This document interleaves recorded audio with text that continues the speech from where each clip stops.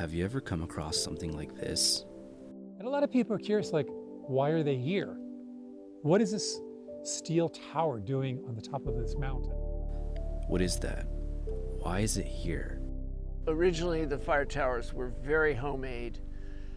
The state, about 1915 on, began to standardize them, build them of steel, and obtained the steel from windmill companies, windmills that were used to pump water for farms in the Midwest, galvanized steel.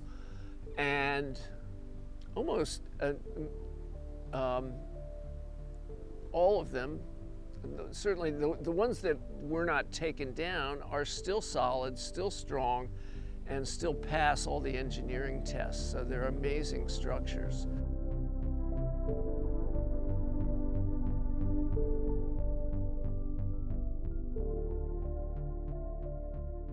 So this one in particular, Belfry, as with many of the other ones in the area, was built in 1917.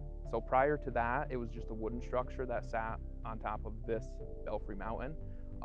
This was actually on private land. It was privately owned and then eventually given to the state many years later. In 1903 and 1906, some pretty devastating forest fires ripped through the Adirondacks and caused a lot of damage, and therefore that caused the state to really reevaluate how they were going to deal with forest fires.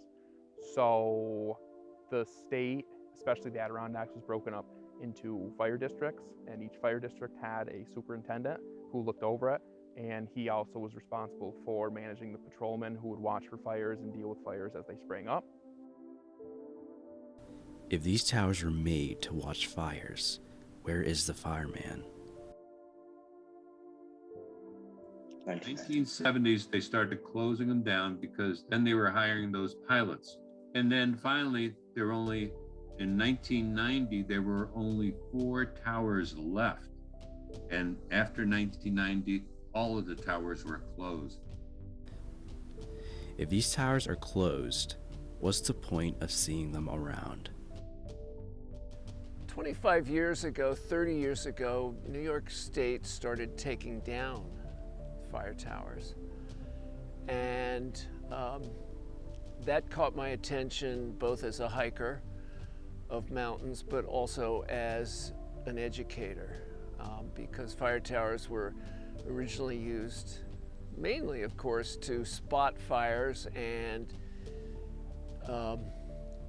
aid in the process of getting fire crews to put them out, but the fire observers also educated the hiking public about what was then conservation strategies in the woods. And at that point, the biggest environmental threat was seen as forest fires. The biggest cause were railroad locomotives, and they were spewing smoke and cinders. Through the Adirondacks, the sparks would be flying. Many of the times, too, they would dump from their engines right on the tracks, coals, the hot coals. And so you had a lot of fires.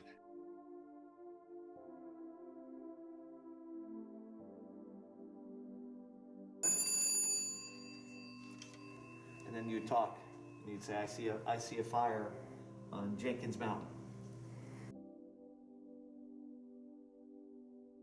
There are a lower frequency of fires. There's been a mechanization that improves our ability to put out fires.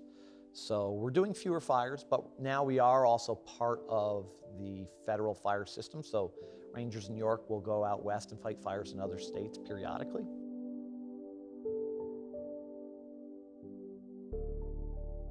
There's fewer forest rangers working in the Adirondacks today than when my father came on in the 70s. And we're still going by staffing levels from 1970s use. And everybody I talk to outside of the department and the DEC commissioner, they get it. They want to add staffing, and for the life of me, I can't figure out why it hasn't happened.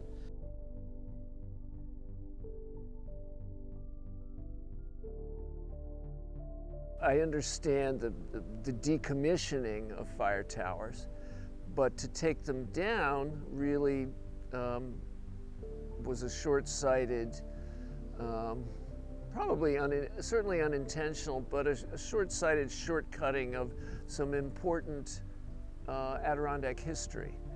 Right up until about the 1970s, they were the main way that the rangers would look for forest fires.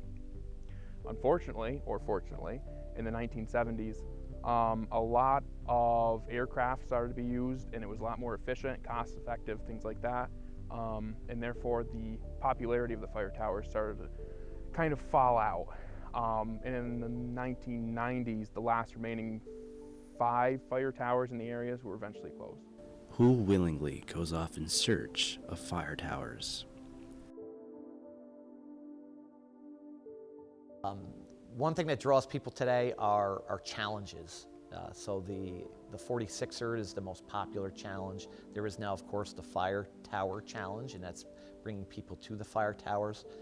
Honestly, all of our mountains that have a trail on them today are incredibly popular. So I'm not sure how much more a tower draws people to it as opposed to its proximity to villages, hamlets, things like that. So the Fire Tower Challenge is put out to hikers, and the idea is to complete all the fire towers in the Adirondack Park and several that are in the Catskills, and you get a patch, and it's just in a way, it's a way to preserve them because it brings about knowledge, and it also is a way to kind of boost revenue and tourism and things like that. How did you first hear about the Fire Tower Challenge? Just around since I was a kid, just hearing it online. But when I was a kid, everybody talked about it. Obviously, when I was a kid, I'm about 34 right now, going on 35 in June. So the internet when I was younger wasn't really that around, but people talked about it. But as people are promoting videos and like me, YouTuber, and promoting it more, it's building up, I guess, the fan base. Okay, so the fittest of the bunch get to do another trendy challenge. What about the rest of us? What do people get out of these towers? It's fascinating to be on a mountaintop and watch the weather change and watch clouds off in the west in the distance kind of move in, and the sky darken and the wind picks up, and then it begins to hail or snow or rain. It's easy enough. But probably the one that I think of the most was the Blue Mountain Fire Tower. That was the first one that was rehabbed and fixed up for public access. And it was also the first one where they had a steward in the cab doing interpretation and talking about the history, the area, and the natural history of the area. And I remember hiking that with the kids. It was the first time that we had gone to that tower where the steward was up there. And it was just really interesting to hear all the stories. It seems everyone has a story. So my experience with fire towers has been a very good one. Obviously, having Belfry Fire Tower right here in town has made them very accessible to me, and I've always been intrigued by the history of them. So, the final verdict. Is it expensive to keep them up? What do we have to learn? We're a not-for-profit. We work under the not-for-profit umbrella of a group called Adirondack Architectural Heritage, whose mission is education and stabilization of the historic built environment of the Adirondack Park. So fire towers play into that as important historic structures. Not really architecturally unique, but historically and educationally unique and important. But some tree huggers, they say, I don't want to see anything. I don't want to see anything except the tree. And the other people who say, wait a minute, these towers were very important in saving our forests. Let's keep them up. These fire towers have been here at this point over 100 years. And I think it's very important to keep them here so we have that ability to look back and see what life was like.